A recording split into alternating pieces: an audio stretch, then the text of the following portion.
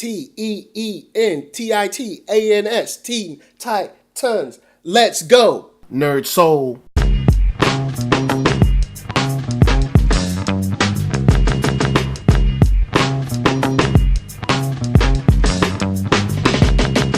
Yeah, late ill kid at OneYoungsta, holding it down, bringing that street geek and nerd soul. What is up, my people, today? Oh yeah, we got a dope movie review for y'all, and we're going to be talking about the animated feature from WB/DC, Teen Titans Judas Contract. So let's go in and get into the new version of the Judas Contract. And if you weren't into the Judas Contract or you don't know exactly what it is, the new Teen Titans way back in the day, Marv Wolfman, George Perez, put together this story arc that had the team getting a new member. That new member became a close friend. You know, she had some reservations. She did have like a secret side or a hidden side to her, but she ingratiated herself to the team and she ended up being their downfall.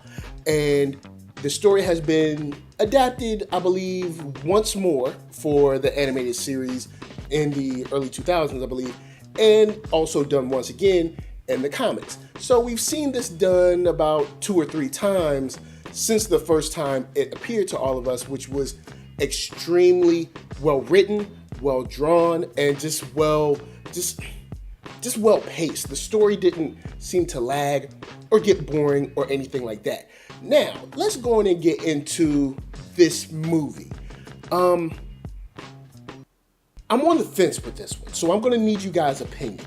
The film opens up about 5 years before. It shows a younger team. You got Dick Grayson as Robin leading, like, you know, Kid Flash, Speedy, stuff like that. You know, you got Beast Boy or Garfield or whatever you want to call them. And they happen upon this, you know, intergalactic flight where Starfire is being attacked by some people, by some aliens. They're not sure who they are. They come to know her after defeating her assailants, and she kisses Robin, and that puts us into our story of jumping into the present day.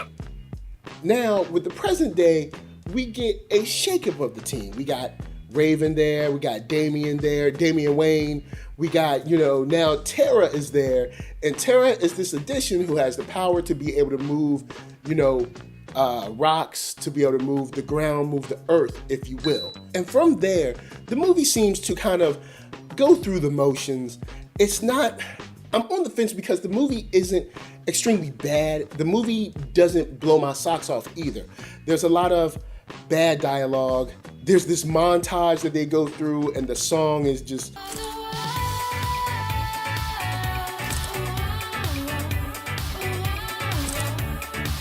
it doesn't really hit me like I thought it should hit me. But as it nears the end, we get a little emotion. We get a cool little, I guess, cameo in the end of the film. And we do get a lot of great team action, you know, kind of like teaming up, fighting this person or fighting that person, showing all of their skills and their strengths. And we get a little background, especially into Jaime's character, because I've always loved the Blue Beetle. I always thought it was kind of cool.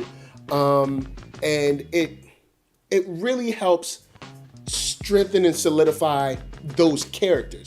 It's just that this movie doesn't really work well for them. Another thing that kind of falls flat are some of the fight scenes. Even though the team ups are cool, because I like seeing like Garfield changing from a bird to an elephant real quick and then changing back to a rhino or something like that. The fight scenes are, when it comes to the kind of straight to DVD features that they have, these fight scenes do seem to fall flat. But a shining example of where they get it right is everything with Deathstroke in it, or Slade. He really ratchets up, you know, the voice actor really ratchets up the intensity, the stakes, and that's where this movie shines, and that's why I'm kind of on the fence. But I believe one thing, if you guys can help me, let me know in the comments. Do you think this movie should have been a little bit longer? Asking because I think that they tried to rush this and get in and out within 80 minutes, which is a short period of time, particularly dealing with a story like this, because we have to bring someone in new to the team, figure out what her issues are, and then have her, deal with the team how she does at the end. And it's just, I think it's too quick. I think this movie could have benefited by another 20 minutes, 15 at least, to kind of give the characters some room to breathe and give some room to more of the dialogue and deeper into the backstory of why Tara is the way she is and why she's making these choices. Because there's one scene, and it's of course ripped from the comic book, where her and Slade have some alone time and they're having a conversation, and it just comes off very cheesy. But before I go too much further with the cheese, you can check me out right now on Black Hollywood Live. That's right, the first online network for African Americans, where they do Black Twitter follow-ups, celebrity interviews, sports talk, geek tech, all of that. And you can find that at blackhollywoodlive.com.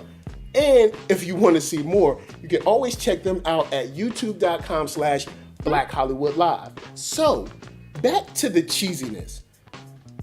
I know Beast Boy has always been that kind of cheesy character, but it rubs you the wrong way in this, as far as I'm concerned, because the storyline is so compacted.